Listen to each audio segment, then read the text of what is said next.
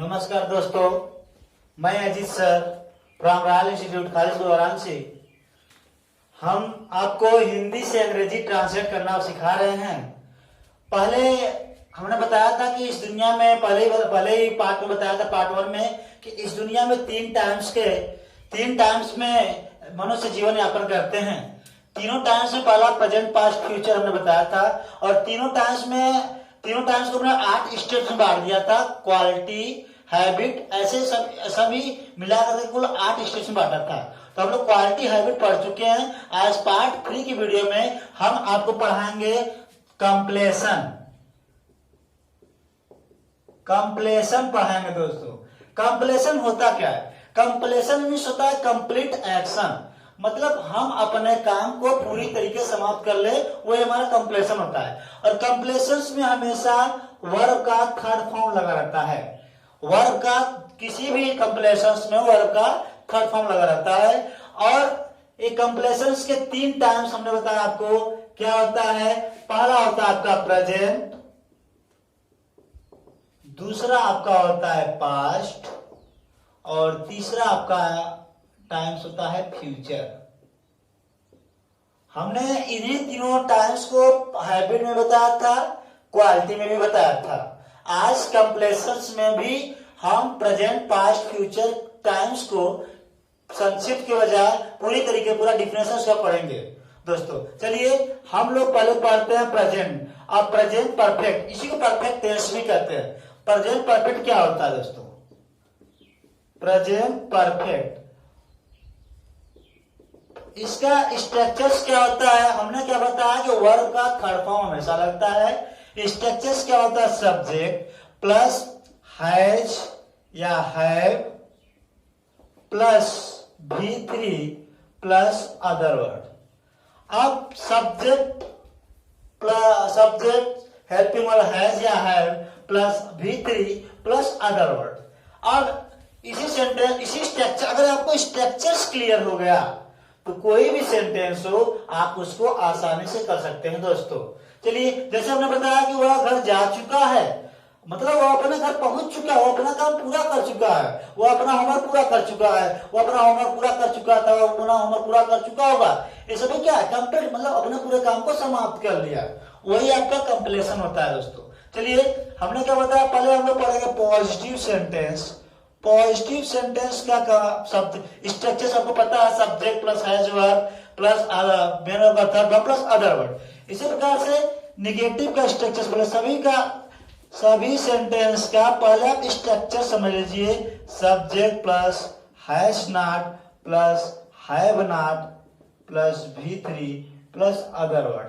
फिर इसके बाद इंट्रोगेटिव का स्ट्रक्चर समझ लीजिए।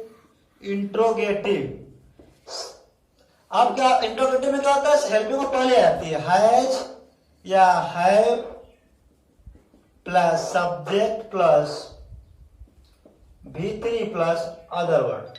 इंट्रोगेटिव नेगेटिव का देखिए, इंट्रोगेटिव नेगेटिव, इसमें क्या होता है? हैज या have plus subject plus not plus V3 plus other word.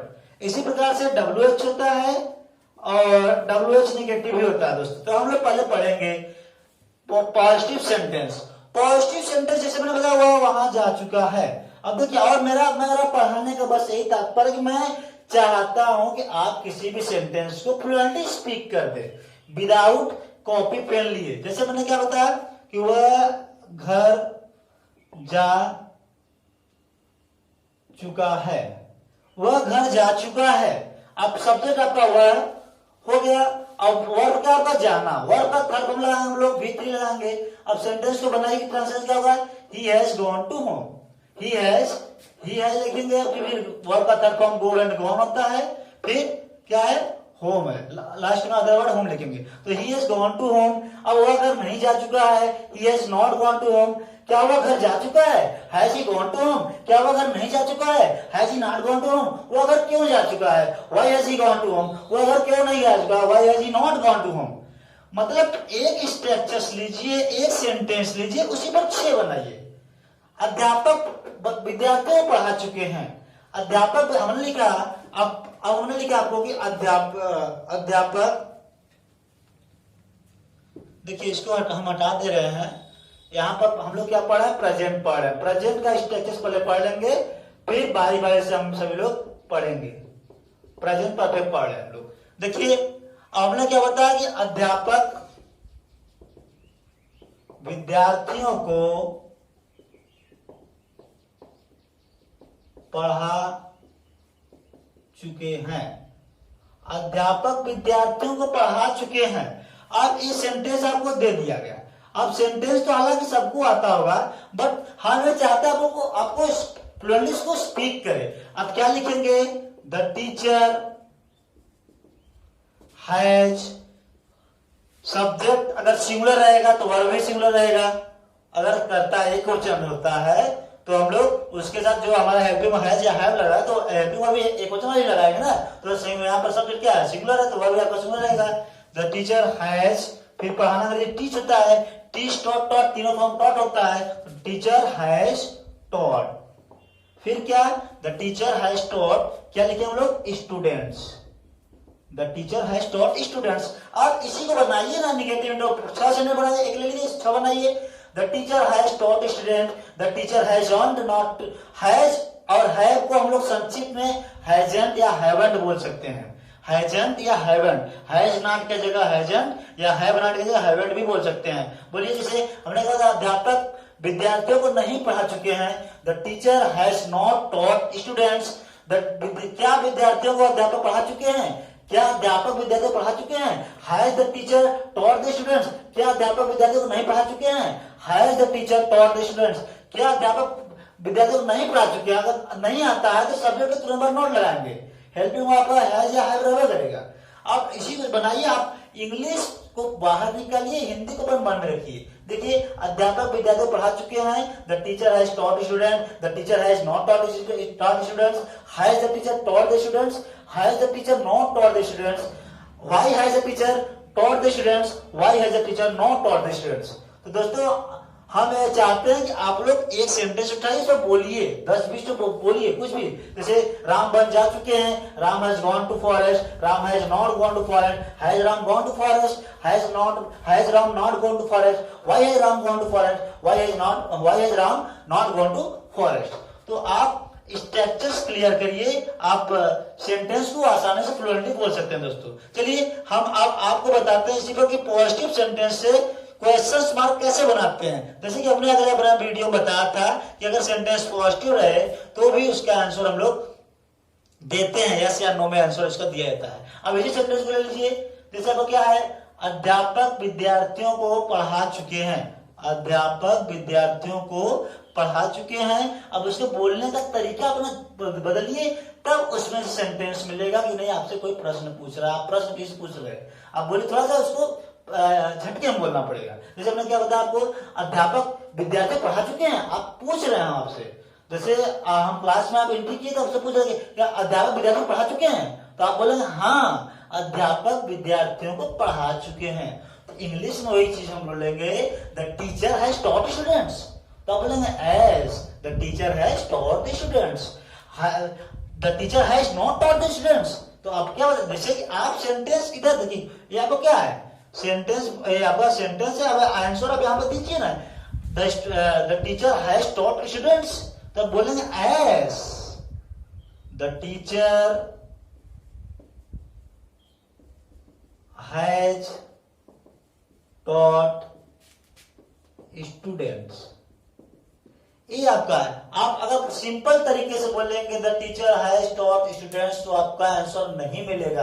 आप कहने का तरीका बदलेंगे, the teacher has taught students, तब बोलेंगे as the teacher has taught student. The teacher has not taught students, no the teacher has not taught the student. मतलब ऐसे has the teacher taught the students, यहाँ पर आप बोलेंगे yes या no में आंसर देंगे, yes the teacher has taught the student. दोस्तों तो ये हमारा प्रेजेंट का स्ट्रक्चर था। अब हम लोग इसी प्रकार से पास्ट का स्ट्रक्चर पढ़ेंगे, फिर फ्यूचर का पढ़ेंगे। दोस्तों चलिए आप बस हमारे साथ बने रहिए, हमारे इस वीडियो को ध्यान से देखेंगे तो आपको जरूर से जरूर सब कुछ समझ में आ जाएगा, क्योंकि हम बेसिक से बता रहे हैं। आप देखिए पास्ट परफेक्ट, पास्ट परफेक्ट क्या होता है? पास्ट परफेक्ट का स्ट्रक्चर सेम, एक आप समझ गए तो सब कुछ कर लेंगे। पास्ट परफेक्ट का स्ट्रक्चर सेम है, subject plus had, helping verb बस बदल जाता है, वर्ब का third form plus other word रहेगा दोस्तों। देखिए अब इसी जगह देख लीजिए ना, जैसे अध्यापक विद्यार्थियों को पढ़ा चुके हैं तो पास्ट में थे आना चाहिए, अध्यापक विद्यार्थियों को पढ़ा चुके थे। अब यहाँ पर हम पास्ट कर दे रहे हैं और है तो यहाँ पर थे बना दे रहे हैं। अध्यापक विद्यार्थियों को पढ़ा चुके थे तो क्या होगा दोस्तों? देखिए द स्टूडेंट, द टीचर हो जाएगा, द टीचर हैड taught, क्या होगा? taught the students, the teacher had taught the students। अब इसका भी स्ट्रक्चर्स बनाइए, had है तो आप क्या हैड नॉट हो जाएगा आगे नेगेटिव में ना। तो इसी प्रकार से हम स्ट्रक्चर्स को क्लियर करें तो क्या आता है? अध्यापक विद्यार्थी को पढ़ा चुके थे, the teacher had taught the student, the teacher had not taught the students, had the teacher taught the students, had the teacher not taught the students, why had the teacher taught the students, why had the teacher not taught the students. आप हिंदी को मन में रखिए, अंग्रेजी को बाहर निकालिए तो आपको अंग्रेजी बोलने में आसान रहेगा दोस्तों। एक स्ट्रक्चर हम बस लिख रहे हैं, आप उस पर सभी स्ट्रक्चर लिख सकते हैं। देखिए जैसे प्रेजेंट में लिखे थे तो इसी प्रकार इसमें भी लिखेंगे, subject plus had plus not plus V3 plus other word. फिर यहाँ पर अगर ये आपका क्या होगा? निगेटिव हो गया। अब आपका इंट्रोगेटिव क्या होता है? हैड हो जाएगा plus subject plus V3 plus other word. फिर इंट्रोगेटिव निगेटिव क्या होता है? Interrogative negative had plus subject plus not plus V3 plus other word. फिर उसी प्रकार से WH जो अभी बताए हम, WH में भी सब कुछ वही रहेगा, बस आपका यहाँ पर जो क्वेश्चन मार्क पहले आ जाएगा, व्हाट या व्हेन कुछ भी आएगा यहाँ पर आ जाएगा, बाकी सब स्ट्रक्चर क्लियर हो जाएगा। फिर इसमें भी अगर WH नेगेटिव में भी बस जो रहेगा वहां पर आएगा, बाकी सब नॉट यहाँ पर चला जाएगा दोस्तों। देखिए अगला हम देखते हैं, जैसे हमने बताया कि शीला गाना गा चुकी थी, शीला गाना गा चुकी थी, एक सेंटेंस आपको दिया गया, क्या शीला गाना गा चुकी थी, मतलब शीला अपना काम पूरा कर ली। तो शीला गाना गा चुकी थी, तो आप सेंटेंस को देखें, समझे, फिर उस पर फ्लुएंटली बोले। एक सेंटेंस लीजिए, आप उस पर बोलिए, फ्लुएंटली बोलिए, आपको आ जाएगा। हम चाहते हैं कि आप लोग बिना कॉपी पेन का यूज किए आप सेंटेंस को स्पीक कर दे। शीला गाना गा चुकी थी, Sheela had sing song, sing song होता है ना, तो Sheela had sung the song, Sheela had sung the song. क्या होगा? देखिए इसी जगह Sheela had sing song, sing, देखिए Sheela had sung a song. फिर Sheela had not sang a song.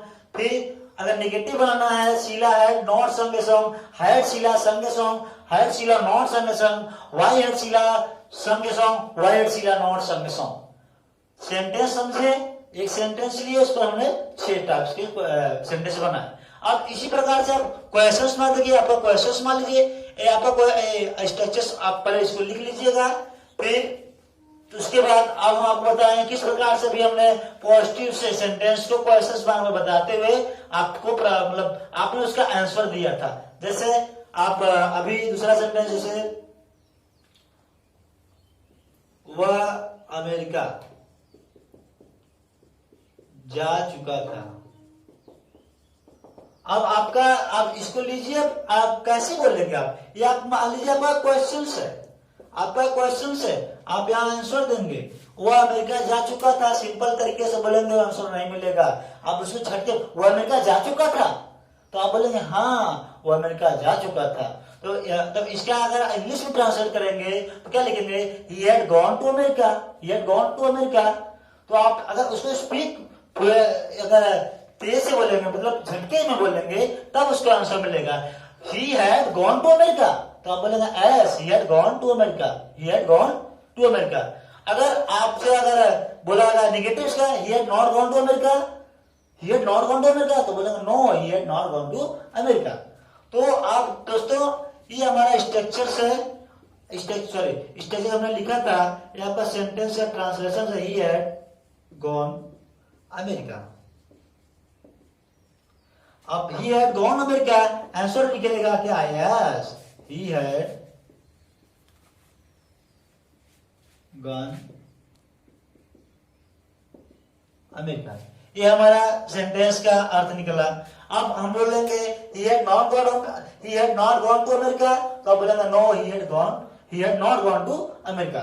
Sentence को बोलने का तरीका बदल देंगे, तब आप पॉजिटिव सीक्वेंसेस मार्क बना सकते हैं, निकाल सकते हैं दोस्तों। ये हमारा प्रेजेंट था, ये हमारा पास्ट था। अब हम लोग पढ़ेंगे फ्यूचर का कंप्लीशन। फ्यूचर का भी कंप्लीशन स्ट्रक्चर उसी प्रकार से होता है, बस पहचान क्या होती है? गागेगी होती है, लास्ट में गागेगी आ जाएगा, और स्ट्रक्चर्स में बस विल सेल अलग से जुड़ जाता है दोस्तों। देखिए फ्यूचर का क्या होता है? फ्यूचर परफेक्ट, इसका कंप्लीशन क्या होता है?